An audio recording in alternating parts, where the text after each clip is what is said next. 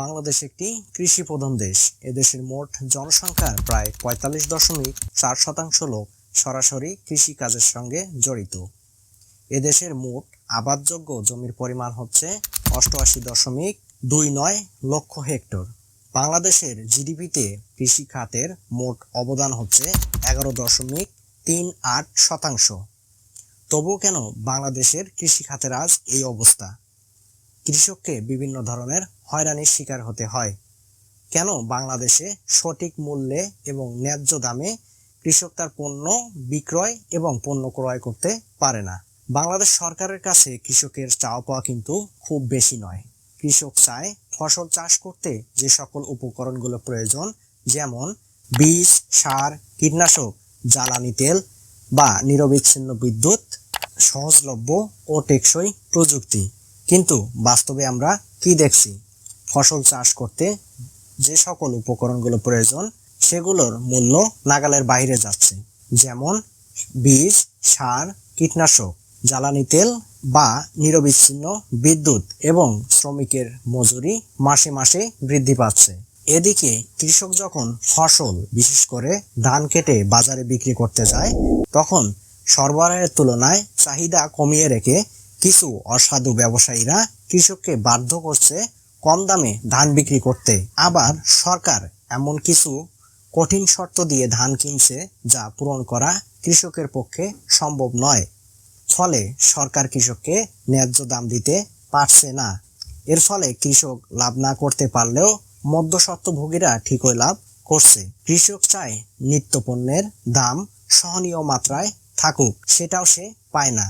সরকারি ঋণ পেতে গেলে কৃষককে নানা ধরনের হয়রানির শিকার হতে হয়। সে কারণে কৃষক আর ঋণের জন্য ব্যাংকেও যায় না। পক্ষান্তরে সরকারি বেসরকারি ব্যাংকগুলোর ঋণ খেলাপি প্রতি মাসে বৃদ্ধি পাচ্ছে। ২০২৪ সালে সরকারি বেসরকারি ব্যাংকগুলোর ঋণ খেলাপির মাত্রা গিয়ে ঠেকেছে ২ লক্ষ কোটি টাকায়। কিন্তু কৃষক যদি সেই সকল ব্যাংকগুলোতে অল্প মাত্রায় ঋণ নিতে যায়, তাহলে তাদেরকে ঘুষ দিতে হয় এবং সেই সাথে বিভিন্ন হয়রানির শিকার হতে হয়। এজন্যই কৃষকেরা যায় এনজিওতে, কারণ এনজিও তাদের বাড়িতে আসে টাকা দিতে। আর এনজিওর এই দৃশ্যমান সুদের জালে জড়িয়ে পড়ছে বাংলাদেশের গ্রাম অঞ্চলের অধিকাংশ কৃষক। এবার আসি বাজেটের প্রসঙ্গে। ২০২৩-২৪ অর্থ বছরে বাজেটের কৃষি খাতে ভর্তুকির পরিমাণ ছিল ১৮,২৯৯ কোটি টাকা। এই ১৮,২৯৯ কোটি টাকার ভর্তুকি কৃষক কিভাবে পাবে? কৃষি কর্মকর্তাদের মতে এই টাকার বেশিরভাগ যাবে সার ও বিদ্যুৎ কিনতে। এরপরে কিছু প্রাণোদনা পাবে, যা যৎ সামান্য, যেটা দিয়ে কৃষকের উপকারের চেয়ে বরঞ্চ ক্ষতি বেশি হয়। এখন বিদ্যুতের জন্য যে টাকা ভর্তুকি দেওয়া হয় তা পায় বড় বড় বিদ্যুৎ কোম্পানি, তাও লোডশেডিং থাকে। সারের জন্য যে ভর্তুকি দেওয়া হয় সেটা চলে যায় সার কোম্পানির কাছে। কৃষি উপকরণ কেনার জন্য যে ভর্তুকি দেওয়া হয় সেটাও চলে যায় সেই সব কোম্পানির হাতে। আর এই সকল কোম্পানিগুলোকে সরকার যখন নির্দিষ্ট মূল্যে পণ্য ও সেবা প্রদান করতে বলে, তখন তারা বিভিন্ন ধরনের কারসাজি তৈরি করে। কৃষক চায় কম দামে উৎপাদনের উপকরণ পেতে, সেটা পায় না। কৃষক চায় মৌসুমি ফসল যেন সরকারি ব্যবস্থায় সংরক্ষণ করতে পারে এবং সঠিক সময় বিক্রি করতে পারে, সেটাও কৃষক পারে না।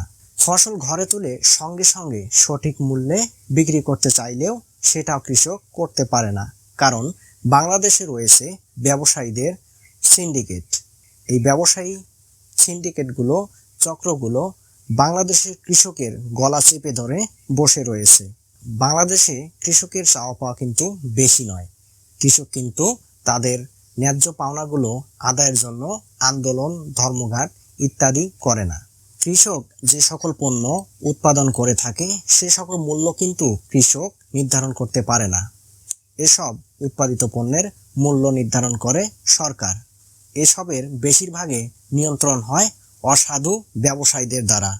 কৃষকের এই সকল চাওয়াগুলো যদি সরকার না বাস্তবায়ন করে, অদূর ভবিষ্যতে দেখা যাবে বাংলাদেশের কৃষি খাতে ধস নেমে এসেছে। খাদ্য সংকটে ভুগবে বাংলাদেশ। তখন কিন্তু কৃষকের হাতে কিছুই করার থাকবে না। কেননা কৃষিকাজে ব্যবহৃত পণ্যগুলো যে সকল কোম্পানি উৎপাদন করে থাকে তারা সেগুলোর চড়া মূল্যে বাজারে বিক্রি করে, যা অধিক মূল্য দিয়ে কিনতে হয়।